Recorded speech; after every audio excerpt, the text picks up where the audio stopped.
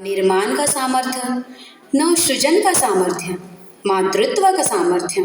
एक नारी अगर ठान ले तो उसके लिए कुछ भी असंभव नहीं।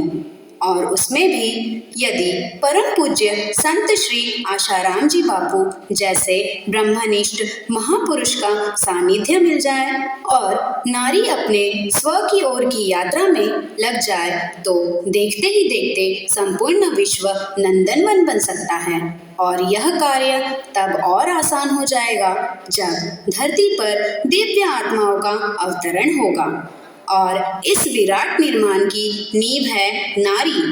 आइए देखते हैं एक छोटी सी नाटिका, साधना और संस्कार। सो ध्यान पूर्वक सुनिए और समझिए।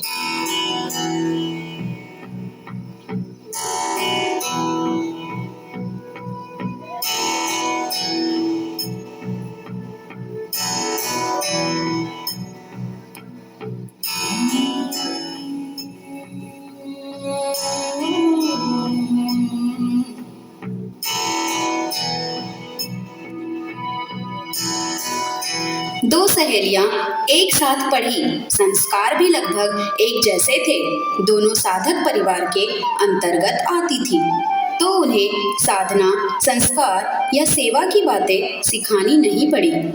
वे दोनों ही अपनी गुरु बहनों के साथ हर सेवा में सम्मिलित होती थी। ऋषि प्रसाद सेवा और बाल संस्कार सेवा में उन्हें पुरस्कृत भी किया गया। दोनों में एक बनी डॉक्टर और दूसरी एमएससी कर अच्छे जॉब में थी।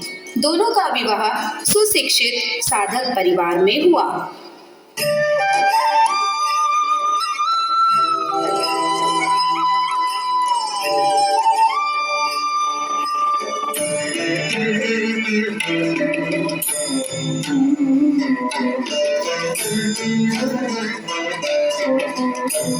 डॉक्टर रंजना हॉस्पिटल में। जैसे फूल में खुशबू का महत्व है, गुणों के बिना रूप व्यर्थ है, दान के बिना धर्म व्यर्थ है, जोश के बिना होश व्यर्थ है, वैसे ही संस्कार के बिना हमारा जीवन व्यर्थ है। साइंटिफिकली जब बच्चा गर्भ में होता है, शिशु के दिमाग में प्रत्येक क्षण लाखों की संख्या में न्यूरॉन, नए कोशिकाएं विकसित होते हैं। समग्र बुद्धि का 80% विकास गर्भ में ही होता है। इस समय शिशु की सभी इंद्रियां जन्म के पश्चात की अपेक्षा अधिक सक्रिय और ग्रहणशील होती है। यदि सगर्भा माता यह समय व्यर्थ गवाती है तो सारे न्यूरॉन नष्ट हो जाते हैं। इस समय को ईश्वर की भेंट समझ संभाल कर खर्च करें। दूसरी ओर संस्कृति के विचार।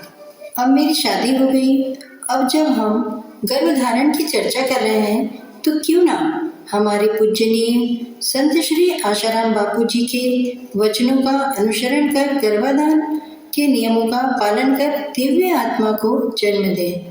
जिसके लिए मुझे अपनी जॉब भी छोड़नी पड़ी तो कोई बात नहीं, आज नहीं तो कल कुछ अच्छा ही होगा। मुझे गर्भाधान के लिए सही प्लानिंग, समय का ध्यान, सभी कार्य शुभ भाव से हो। हम दोनों अपने माता पिता का आशीर्वाद लेके शुरुआत करेंगे। बापूजी के बताए गए सारे नियम का पालन करेंगे। कुछ दिनों बाद आज बहुत सुखद महसूस हो रहा है क्योंकि गर्भावस्था के दौरान बापूजी के सत्संग, गर्भ संवाद सुनने और अपने गर्भ के चारों ओर सुरक्षा कवच बनाने से हमारा जीवन अमृतमय हो रहा है। हमारे जीवन में बेटा तू अपने आत्म विश्रांति पाने के लिए आ रहा है। तू अमर अजर सत्य आत्मा है। मैं सत्य का दास हूँ। दोष क्लेश को छोड़ हमेशा दृढ़ निश्चय कर संकल्प के साथ जन्म लूंगा, ऐसी धारणा कर धरती में प्रवेश करूँ।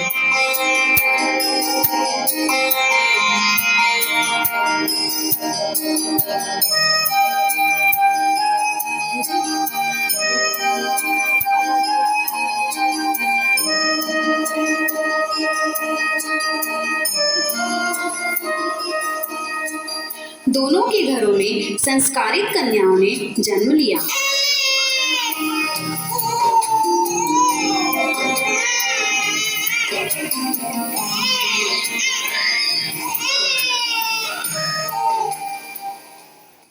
डॉक्टर रंजना के घर दोनों दाम्पत्य को उचित समय न मिलने के कारण बच्ची श्रुति के देखरेख के लिए और खाना बनाने के लिए निर्मला आया रखी गई।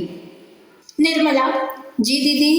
श्रुति का ध्यान रखना, टाइम से उसे दवाइयाँ दूध पिला देना। जी।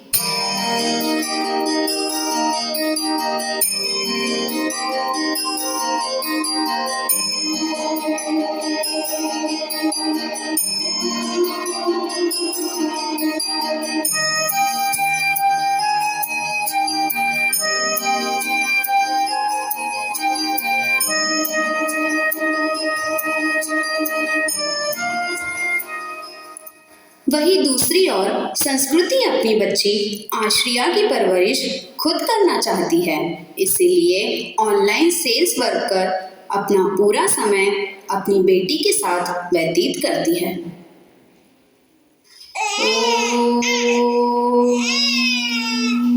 गुरु चरण रज शीश धरी, हृदय रूप विचार, श्री आशा रामायण कहो, वेदांतों को सार। धर्म कमार्थ मोक्ष दे, रोग शोक संहार।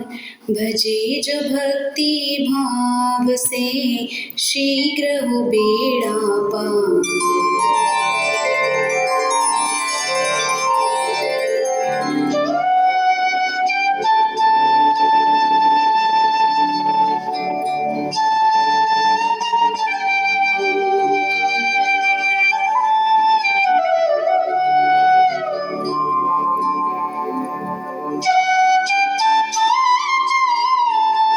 दोनों ही बच्चे बड़े होते गए, किंतु जैसे जैसे बड़े हुए उनके रहन सहन, बोलियों में परिवर्तन होता गया।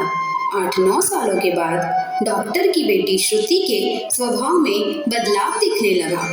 तर्क लगाया गया कि अकेली रहती है, इसीलिए ऐसी हो गई।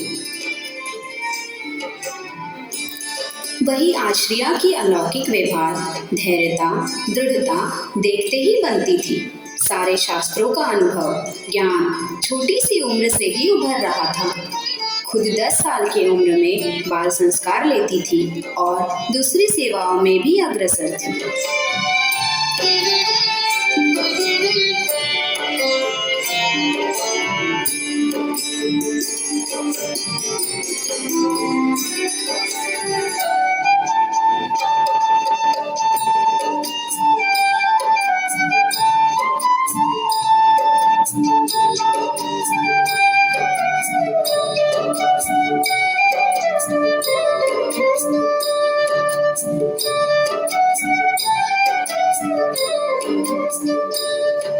श्रुति ने ऐसी बात कह दी कि जिससे उसके माता पिता को आत्मज्ञान हुआ कि उन्होंने क्या खो दिया।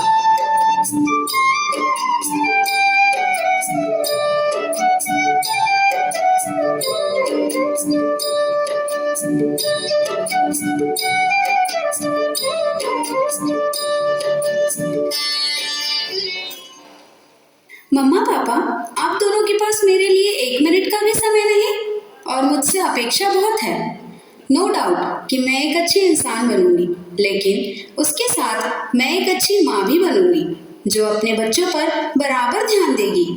मैं छोटी जरूर हूँ, छोटी मुँह बड़ी बात कह रही हूँ, लेकिन मम्मा प्यार ये नहीं कि जो सिर्फ ज़रूरतों को पूर्ण किया जाए।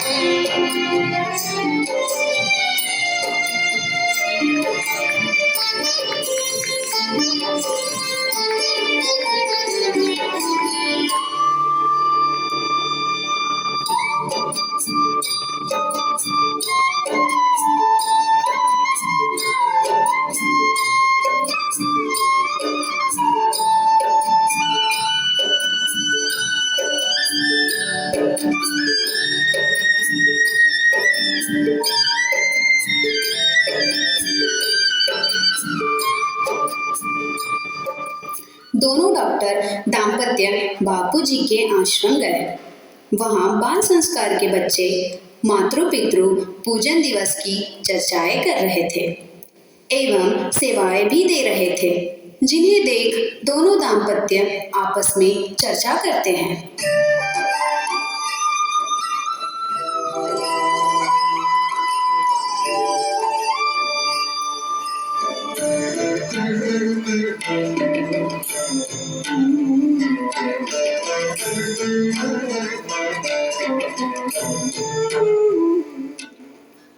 उफ, हमने गर्भाधान के कोई नियम नहीं किए।